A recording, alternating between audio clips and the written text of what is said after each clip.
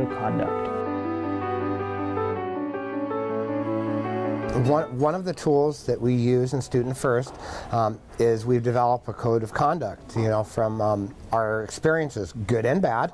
And the code of conduct helps keep the students safe, helps keep our trainers safe, helps keep the school safe, and the organization that's sponsoring the trainer safe. You're going to have your own code of conduct for your own organization, but this is lessons from what we learned. So first thing, we want to recognize the safety, the well-being, and the enjoyment of participations is of greater importance than their performance. So meaning it is more important to keep everybody safe than it is to have a great class. So that makes sense? That is our utmost priority, to keep things safe. But we do give a great class too, I have to tell you. One of our rules, and we had to do this, don't show up any more than 15 minutes maximum, because we're a guest in the schools. So what happens if you go to a classroom, say third period, half hour early, and don't start to fourth period? What happens to that classroom? They're going to get distracted. Yeah, you disrupt the classroom. What happens if you disrupt the classroom enough times? The kids aren't to you about it. No, the kids don't mind. Kids love the disruptions. Teachers talk to you about it. Yeah, the teachers get upset, and then they can actually ask you not to come again. And so you got to remember, we're guests into this program as a Student First trainer.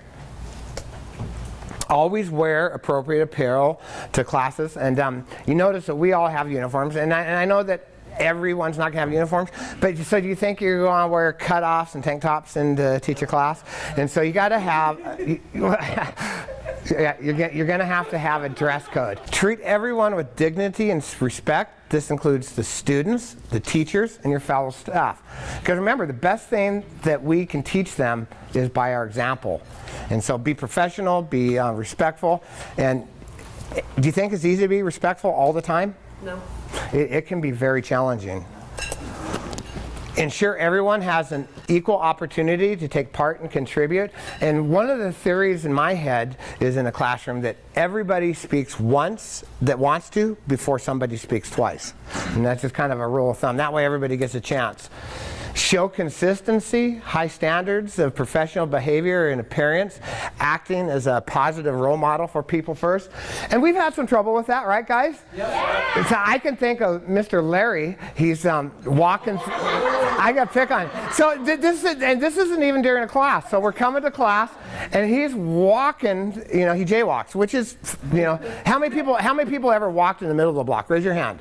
Yeah, we all have done it. So, but a student saw him, and a student goes, "Well, Miss Jill, the Student First trainer walked in Mill Street. Why can't we walk in Mill Street?" Guess what? We got a lecture on. Yeah. So the teacher. So that was a good example. So from when you show up. You follow the laws, you go to the, you follow the rules, you don't see them, crosswalking. So you got to set the example, because if you don't set the example, you're They're going to do exactly what you do. right.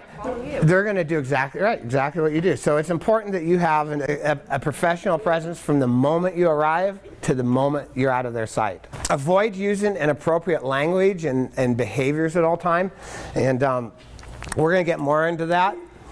And this is important. Avoid showing favoritism to any particular student. And it's hard not to, because you're going to have your students that shine, but you can't show the favoritism. Because what happens if the student that shines, and everybody knows their favorite, what's going to happen to the student that maybe doesn't shine? They're not going to like the class. They're going to want to get out of there. Right? And what else? They're going to feel upset. Right, and they're not going to want to shine. They're not even going to try to shine. So you got to try to not show that. And it's hard because they won't pay no attention to you. Right, because you're going to have your favorites. To keep it to yourself. Keep it to yourself. Nobody needs to know. So avoid. Now this is something. Avoid physical contact. And we probably should take the, unless it's justified. Avoid physical contact. That would be my advice. We probably should adapt that, because do you know that? Can I touch you, Mike? Yeah. Do you know if you go up to somebody like this, that's assault? Yeah. Yeah, so you have to avoid physical contact, because what if he went home and told his mommy on me.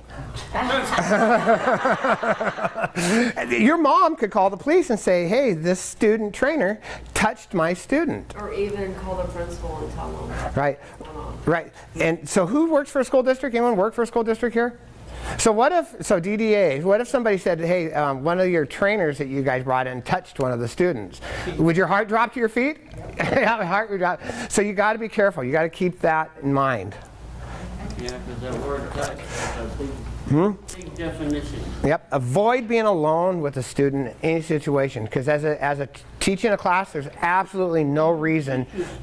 I mean, just the thought of an adult being alone with a student who's not the teacher, that sends red flags up anywhere.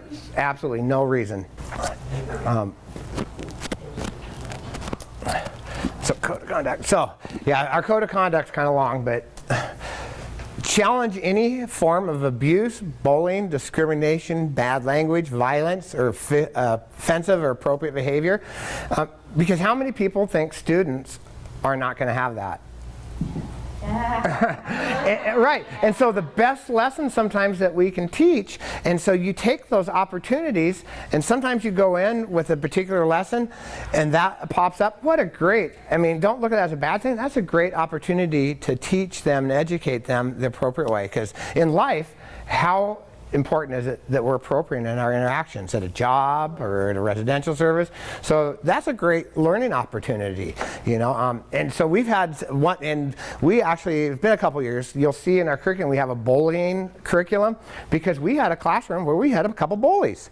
And so all of a sudden we did a bully curriculum, and the bullying stopped, because once people understood the surroundings of it, and it's not something that we do consistently, but that was necessary because students were afraid to talk because they were going to get bullied at lunchtime by the other students. And so report any concerns using the process in this policy. So once you are a volunteer and you've done a DDA background check, guess what you become? Employee. Anyone? So you witness abuse. What do you have to do? You have to report it. Yeah, you are automatically automatic reporter. If in doubt, call it up. Yeah, that's my advice. Establish with participants at the start of any session the behaviors expected. And we're going to go over that in a little later today with our ground rules, because the students need to know what to expect. Don't you agree? Yes. And so we're going to they actually get to develop their own expectation. We call them ground rules. So they set up their own rules so they know what to expect, we know what to expect, and then some classrooms even have consequences. And we'll get into that. You know, nobody no black boxes or timeouts, but there's consequences for behavior sometimes in certain programs. Maintain a safe environment. Ensure all participants are adequately supervised at all times, in line with recommended supervision ratios for activity and support. And so how many, I don't know different states, in Washington we have students that are in community protection programs in high schools. And so one-on-one, line of sight. So what about Idaho? Do you have that? And what is it again? In our state it's called community protection. And they're in there for a variety of reasons, but it's just saying in order to keep that person safe and the community safe, they have a one-on-one staff. Right, and I've learned the hard way, there's a reason that one-on-one staff's there. Have access to a phone.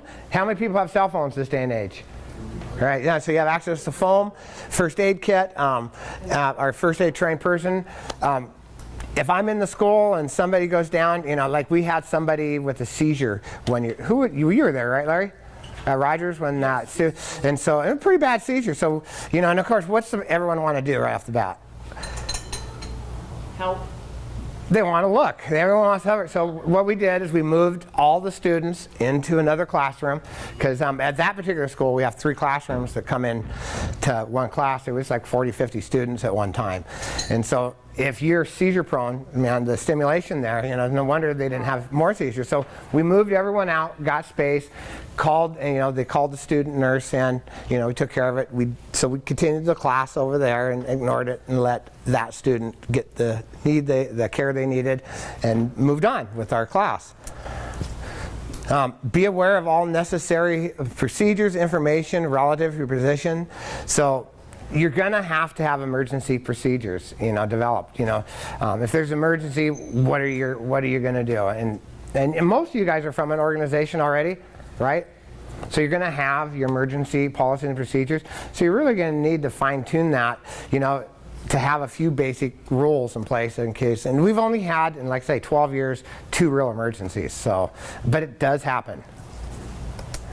All right, and this is something new, and again, we've done this. We don't allow any fraternization, no dating between staff, board members, or employees of People First.